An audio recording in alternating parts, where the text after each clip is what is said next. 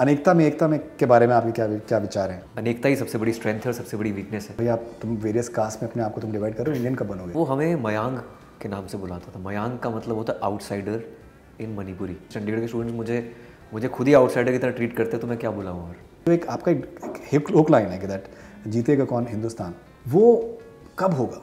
ये कब होगा, हम सिनेमा के ज़रिए कुछ ना कुछ कोशिश कर सकते हैं। जैसे मैंने बोला, स्पोर्ट्स और सिनेमा सबसे बड़े यूनिफायर्स हैं।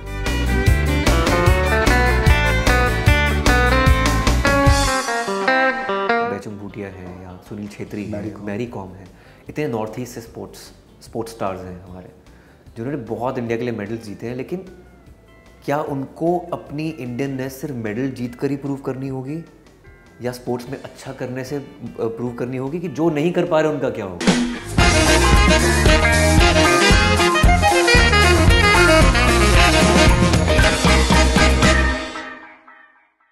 आज हमारे साथ में आयुष्मान खुराना एक बहुत ही कमाल की फिल्म ये लेकर आ रहे हैं। इसका नाम है अनेक, जिसका मैं बेसब्री से पर्सनली इंतजार कर रहा हूँ और बहुत सारे लोग इंतजार कर रहे हैं। बहुत बहुत स्वागत आपका बॉलीवुड हंगामा पे। Thank you so much.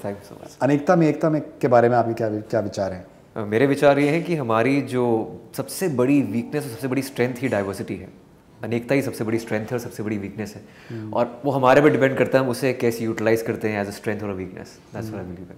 Promo में जब मैंने पहली बार देखा है, my first thought process was that आप इतना इन्वेस्टेड उसमें आप दिख रहे हो, you always tend to surprise with your performances, but ऐसा मुझे महसूस हुआ कि that लग रहा है कि जैसे कहते हैं खून रगों में दौड़ना इसको कहते हैं, लेकिन ऐसा लग रहा था कि जैसे खून आपके पूरे बॉडी पे आपके दौड़ रहा है। you're literally feeling it, which is really commendable, and हम लोग बहुत रेगुलर बेसिस पे शायद ये देखते भी नहीं है, मतलब अपनी फिल्मों में। And we become so conditioned कि दैट एक्सेप्ट कर लो, जो भी रेगुलर है अगर उसको एक्सेप्ट कर लो, and we tend to do that. But this was something that makes you really ponder long after you seen the trailer. I watch it again and again. तो वो कितना आपके लिए वो ज़रूरी था, कितना आपने इन्वेस्ट किया अपने आप को? How was your process of getting into the skin of the character, particularly this one? I think it comes with a lot of empathy. Like, I have been in touch with a lot of Northeastern students since my college days. There was a band member of mine called Sachidananda Angom. He was a guitarist in our band and also in a theatre group from Manipur.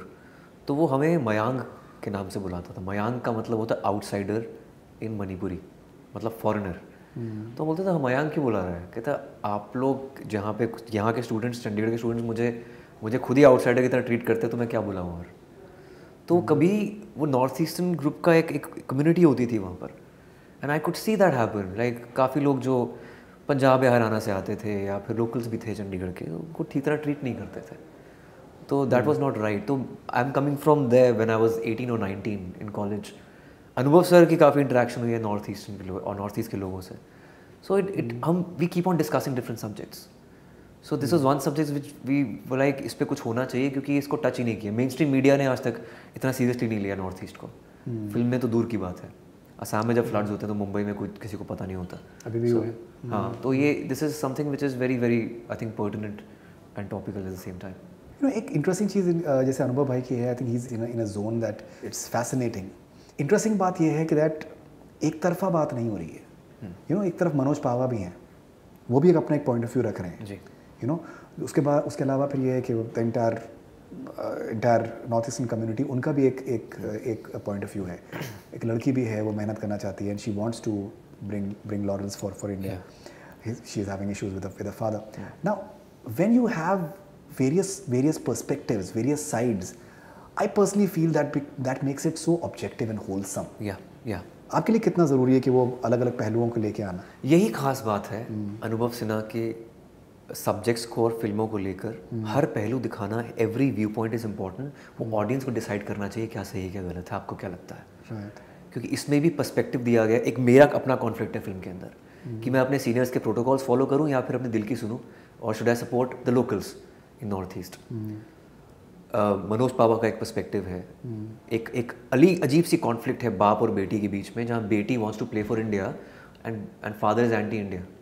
तो उनकी अपनी conflict है। Having said that, I still believe sport is a great unifier.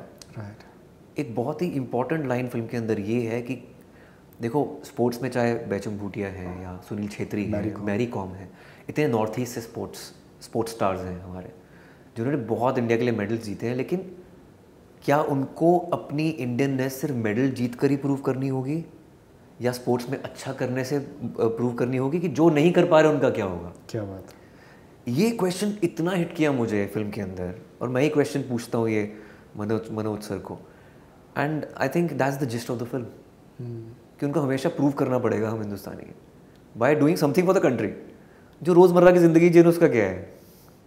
So it's and वो relatable होगा हर एक के लिए। It's not just north east, whoever feels little insecure, वो हर कोई इस बात से रिलेट कर पाएगा, and not just India, world wide. At least from the promo, from whatever I gathered, ये it is such a thin line that your character is treading on. जैसे होता है ना, बहुत बार हम लोग सुनते हैं बहुत ही कैजुअली रिमार्क्स आते हैं नेशनलिस्ट, एंटी नेशनल, तो वो जो आपका किरदार है बड़ा बहुत मुश्किल है उसको समझ पाना कि दैट वो किस तरफ है। It's a very thin line that he is walking on, and उसको ड्यूटी भी अपनी फॉलो करनी है, but at the same time he is ऐसा, जैसे आपने मेंशन किया एम्पैथी आपने ऐसा किरदार प्ले करना मेरे ख्याल से it must have been a delight. It happened with Article 15 also, but there was a difference. Article 15 में he was somebody who was new to the milieu. वो अभी उस जगह पर आया है, देख रहा है whether casteism is very rampant, उसको समझ नहीं आ रहा क्या हुआ है। He's coming from a position of privilege कि उसको पता नहीं casteism क्या है, because जिसको पता ही नहीं discrimination क्या है, उसके साथ कभी discriminate हुआ ही नहीं हुआ ज़िंदगी में। जब तक आपके साथ खुद सफ़र नहीं करते आपको नहीं पता चलेगा discrimination क्या होती है। वो subconscious level पे ऑपरेट करती है। And in this particular case, this guy is already there. He is one with that place. वो locals का दोस्त है, वहाँ के लोगों से मिलता जुलता है, अंडर कवर है, पता कर रहा है कि ये जगह कहाँ से हो रही है, ड्रग सप्लाई कहाँ से हो रही है, या फिर अलग अलग तस्करी कहाँ से हो रही है, किसी भी तरह की आर्म्स एम्यूनिशन की। So he is in the thick of things, और तभी ही becomes very close to the locals. अब उसको समझ नहीं आ रहा है कि मैं अपने प्रोटोकॉल फॉलो करूँ या फिर लोकल्स के साथ जाऊँ, because he is human at the end of the day. तो समझ पा रहा है कि ह्यूमैनिटी को ऊपर रखूँ या अपनी ड्यूटी को ऊपर रखूँ जो मेरे सीनियर्स मुझे करने को बोल रहे हैं। सो दैट्स द डाइकॉटमी और the conflict he is having. Great, आपने आर्टिकल 15 का आपने जिक्र किया, तो you know even I felt that कुछ हद तक एक्सटेंशन सा, जैसे वहाँ पर आप कह रहे हैं कि भाई आप तुम वेरियस कास्ट में अपने आप को तुम डिवाइड करो, इंडियन कब बनोगे।